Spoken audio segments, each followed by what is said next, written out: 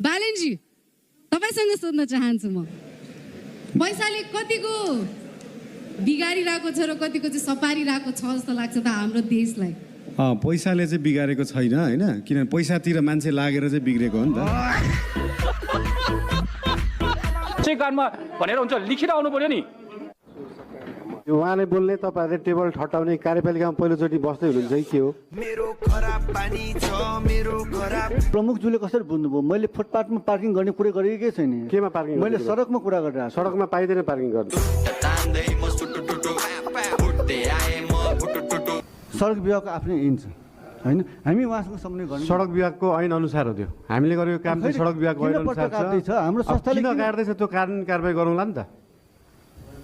कानुनी कारबाही ढिला होला त्यहाँ काम पहिले भइरहेछ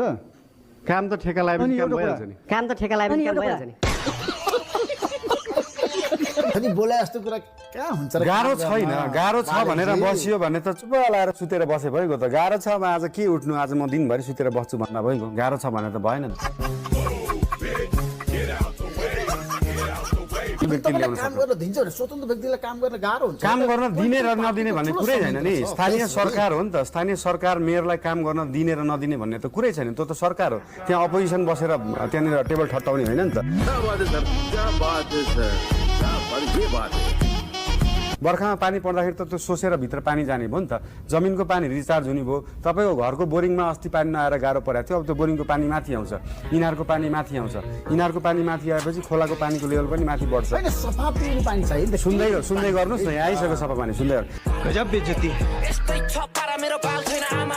तपाईभन्दा अगाडिका मेयरहरूलाई अथवा यसभन्दा अगाडिका पदाधिकारीहरूलाई पनि त फोहोर त गनाउँदो हो नि यो टेक्नोलोजी त थाहा नभएको होइन होला